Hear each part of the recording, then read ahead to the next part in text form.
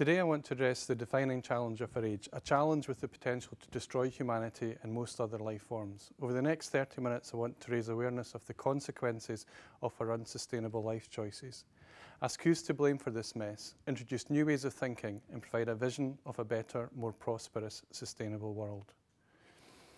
The warning signals of impending social, economic and environmental catastrophe are visible to all and impossible to ignore. Climate chaos, melting ice caps, species extinction, drought, water wars, volatile oil prices, famine, disease, global inequality, deforestation, mass migration and the credit crunch are all signs that something is drastically wrong. We face an unprecedented set of risks and hazards that could destroy life on Earth. Fortunately, planetary destruction is not inevitable, but we do face a series of major challenges. We need leadership, hard choices to be made, proactivity and informed decisiveness. Denying the problem, shuffling the deck chairs as the boat sinks, whilst understandable, is no longer acceptable.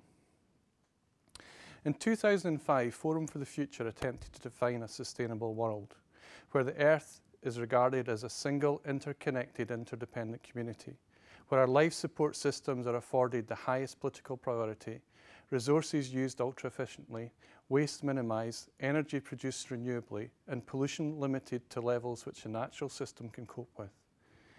Where the diversity of nature is valued and protected regardless of its use to human. Everyone's human rights and basic needs are met. Everyone has access to good food, water, air, shelter, healthcare, and sustainable energy at a reasonable cost. We all live in safe, clean, pleasant environments that combine cultural meaning, beauty and utility, where people live without fear of personal violence, crime, prosecution and opportunities for personal growth are available to all. The business community serves people and the environment before individual profit. Wages are fair, profits fairly distributed. The market ensures innovation and efficiency, but is policed to ensure social, environmental and economic benefits. Politicians ensure the highest quality of life within the carrying capacity of the natural world and govern according to principles of democracy, social inclusion, tolerance and diversity. Sustainability is about balance and trying to find a better balance. A balance between now and the future, nature and humanity, business and society, rich and poor, profits and loss, growth and happiness. We need to balance social well-being and equity, economic prosperity and continuity, and environmental protection and resource conservation. Diagnosing our unsustainability is about looking for a lack of balance. Right now we have a massive imbalance in all aspects of our life. We need to challenge these imbalances and the myths and misconceptions that have pushed our world to the edge of chaos and disaster. It's understanding what causes this imbalance is essential to resolving any kind of future imbalance and sustaining and creating sustainability. We need to recognise that the dominant way of thinking, living and working has brought prosperity and freedom to a select few. We also need to recognise that it has actually brought poverty and oppression to many more. 1.3 billion people live on less than $1.25 a day. And at any one time, 1 in 7 of our fellow citizens are starving. 92 out of every 1,000 children born in Malawi die before they are 5. These facts are morally wrong and far too big a price to pay for the affluent lifestyles of a few. For too long, we have been obsessed with economic growth. The way we manage our economy has become decoupled from our fundamental dependence on robust natural systems. Our dependence on the natural world has to be rediscovered and reintegrated into our economic system. In Scotland, our lifestyle is unsustainable. If everyone alive today in the world adopted our lifestyle, we need another 2.4 planets to satisfy the demand for resources. Our ecological footprint is 3.4 greater than it should be. We use far more than our fair share of the world's resources. We're not the worst, but that's no excuse. We cannot continue to consume resources in such an inequitable and destructive fashion.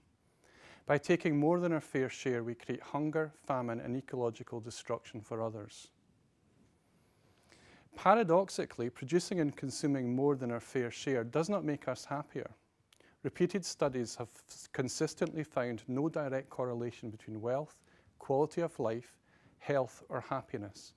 Having nothing or very little does damage your health and happiness, but having more does not always increase our quality of life, health, or happiness. Many poorer countries have a better quality of life, health, and happiness than richer countries.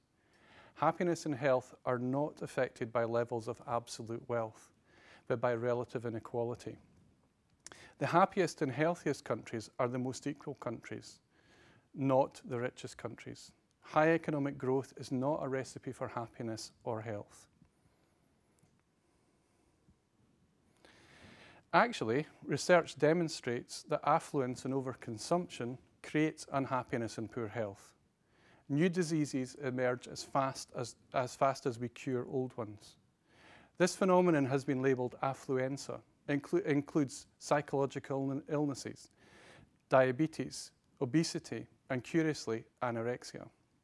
Poverty is a powerful destructive force and should be avoided, but much greater attention needs to be directed at establishing greater equity between world citizens. Equity and social justice are central tenets of sustainability.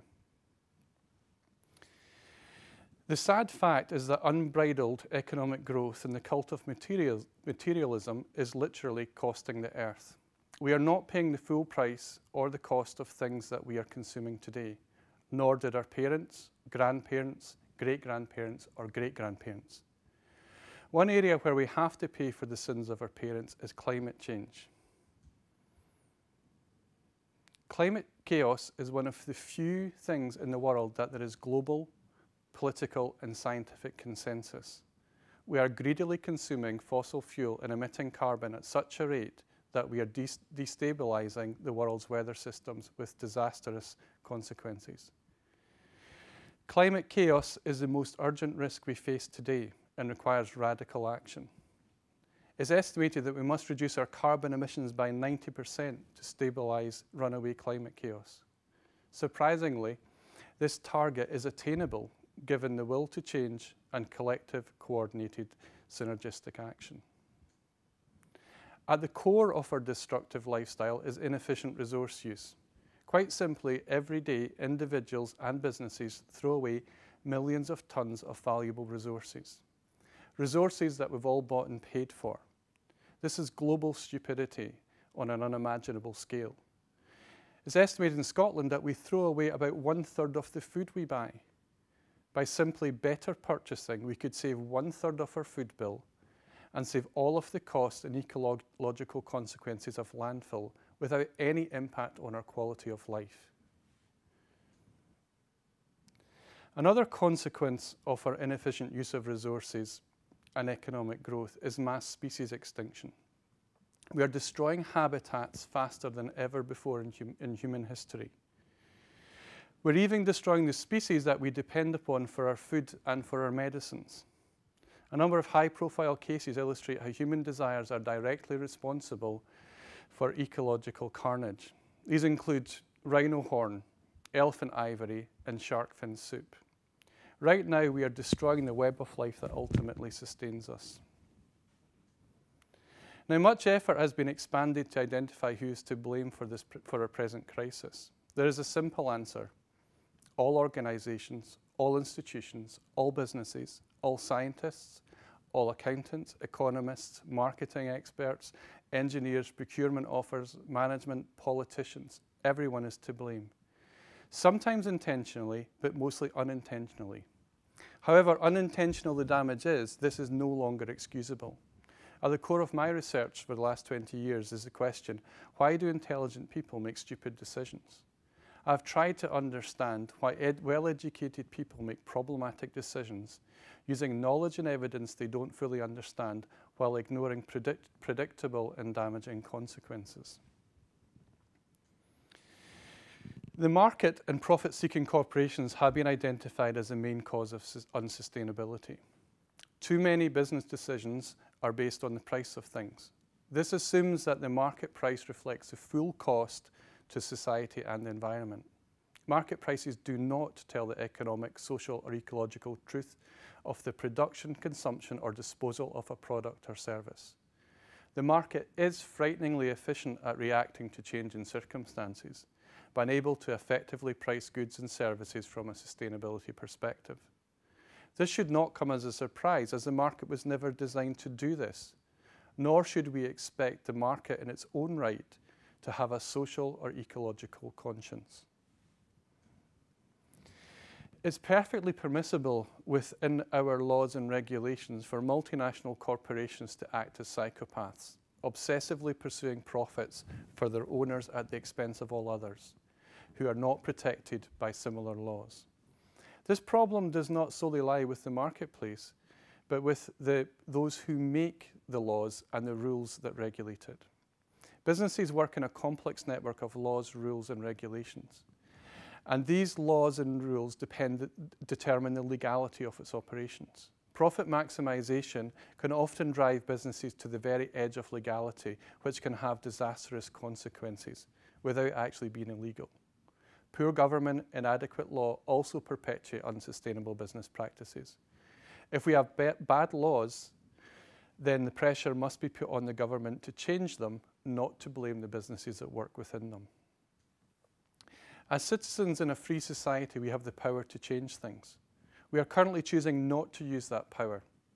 As consumers, we drive demand for the products and services produced by these corporations. We are what we buy, and we are buying unsustainability. Buying stuff has moved from satisfying needs to a more complex set of behaviours. The stuff we buy has symbolic meanings, which we use to construct our identity, communicate this identity to others, and then align ourselves with social groupings that we consider desirable. Corporate marketing seeks to exploit these symbolic properties, subtly manipulating us into choosing their products. How often do you stop to consider the social, environmental, and economic consequences of the products that you buy? And how well equipped are you to choose the most sustainable option? Many successful businesses, previously regarded as good, economic saviours and desirable, are now being relabelled as problematic and unsustainable. The coal-fired power stations in the Scottish Central Belt are now seen as climate change destroyers, but they were once key components in Scotland's social, economic infrastructure and key to Scotland's development as a country. They supported the mines, employment opportunities for many. They provided cheap, clean electricity. They cleaned up the air in their major cities like Glasgow and Edinburgh. They powered homes, schools, hospitals, enabled industrial development and industrial growth in new technologies. They also, unknowingly, played a critical role in the destruction of lakes and forests in Scandinavia and contributed to climate change. As our knowledge grows of the consequences of our actions, so does the social acceptability of different products and services. Take cigarettes, for example. In the past, smoking was considered many things and advertised in different ways. It was considered a cure for coughs. It was also a weight loss device. It was a sign of female emancipation, a symbol of sophistication, and even an aphrodisiac. Now smoking is seen as the biggest cause of avoidable death in the developed world, and big tobacco branded as irresponsible corporation exploiting addiction and death for personal profit.